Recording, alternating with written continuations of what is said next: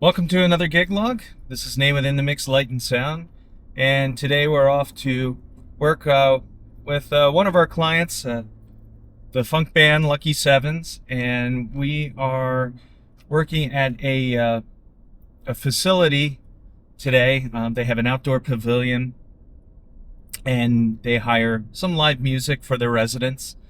So we're gonna go and we're gonna set up for them. It's a 2-hour gig, so nothing too crazy. I do have my trailer behind me because right now one of the challenges that I have sometimes is, I have the big trailer and I have, a certain set of gear, and then I have my scaled back rig, but I have shared monitors, and sometimes what I got to take into account when I'm doing different gigs is the time that it takes to, say, load up the truck versus just hitch up the trailer and go. And in this case, it's easier just to hitch up the trailer and go. The gig isn't too far from my house, so I don't have to worry so much about, gas mileage, so to speak.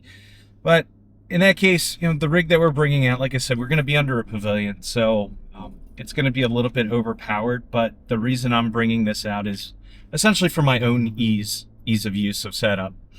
So sometimes you got to make those trade-offs here and there. But that said, did this event for the band last year, and it was a lot of fun. The residents like to get up and dance and move and have some fun. So looking forward to it here. And with that, I'm not sure how long of a video we'll have, but we'll give it a shot like we always do. So the setup we're going to do is going to be, of course, the Meyer X40s. And with that, we're just going to put out, I was thinking about it, probably I have to put out subs for this band, definitely. And I have the smaller 12-inch subs, which would probably work great in this venue, but since I have the trailer behind me, it's probably just easiest, again, from a setup standpoint, to just bring out one of my JBL AA18s. So what I'll end up doing is setting one speaker mounted on the AA18, and then the second speaker, the second Meyer, will just be on its own on a stand. We'll just have minimal lighting for this because it does go to the 8 o'clock hour where it starts getting a little bit dark, but we're just doing some easy wash lighting. We're on our way, so stay tuned. All right, so here's our setup location.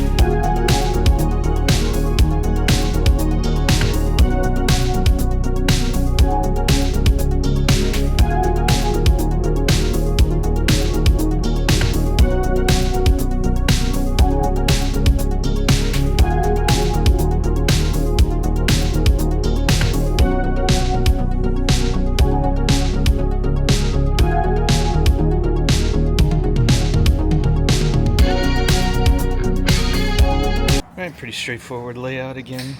And we have our big rack here coming out of the trailer with the computer. We're using the trip light, DL32 M32C. And we've got one sub, one X40, the one over there, 6 monitors. Did you get that mic? I did. No charge, right? Right. Good. Oh, really? Man, like 4 songs in. That we got it. So we're just waiting on the bass player. Other than that, the rest of the band is here. And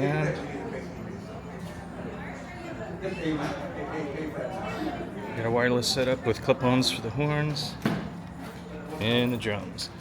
And for lighting, we're just doing a simple lighting rig of the color keys and we're just going to be running like a wash fade for the evening.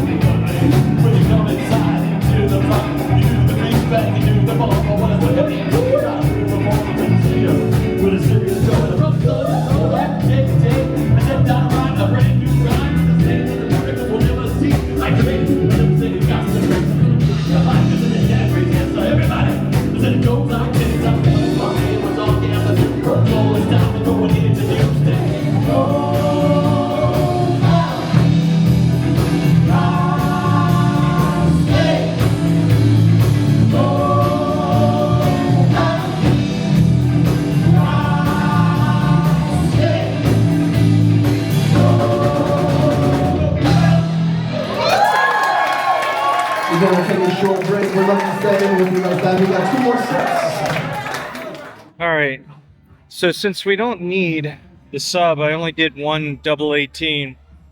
Of course, if you've watched previous videos, just to keep the cable length down, I ran the 2-channel snake here, so white goes into the sub, black goes into the Meyer top. And then if we go over to the other side, to keep from running another XLR, I actually put a turnaround in my Whirlwind DI box here. So the key's going in, and then with the turnaround, I have the output going up to the X40. And then to save some time and footprint, because I knew I was putting lights up here, I just used the Chauvet Flex stand. It has 2 threads, so we use the middle for the speaker, and then we use the side one to use as the lights for a quick down and dirty setup here. Of course, backed by drums, or back here upstage, we have one wedge for the horns. Or actually, what saves me time is the horns are actually on a wireless with a short clip-on, so that's pretty easy tear down at the end of the night. No extra cables, no extra stands that I have to run. Of course, the drums are held together by the Whirlwind drum drop.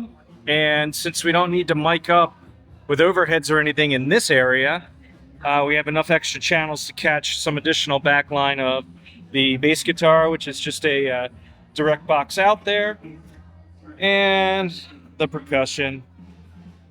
So two SM57s belong to the percussionist, and he just runs me two XLRs out from there. The guitar is a home run directly into the stage box there. And that's essentially the setup. The color key box is up there.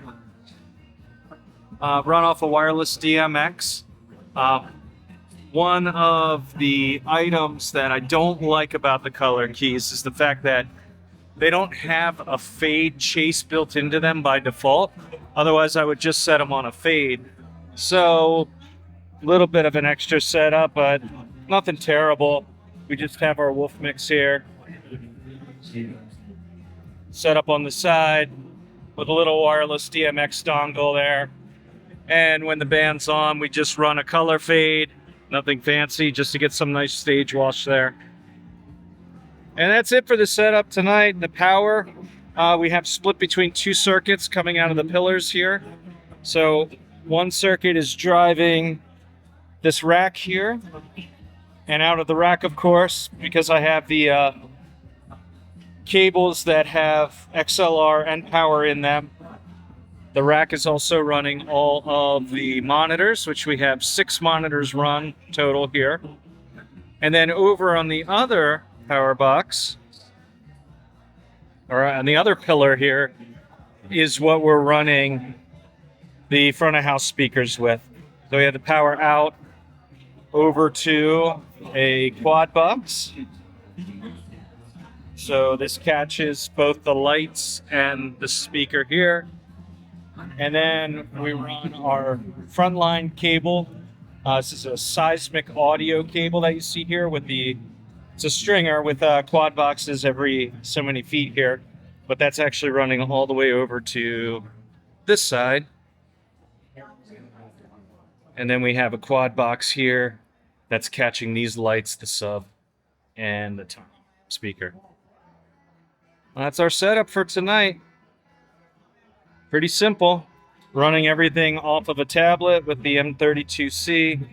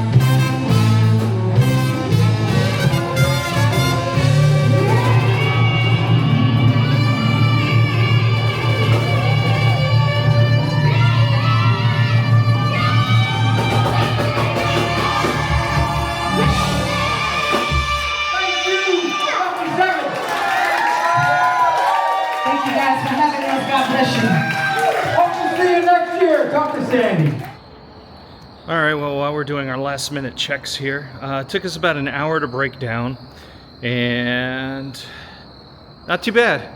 Now, one thing we didn't get to do when I first got here I want you to hear this echo.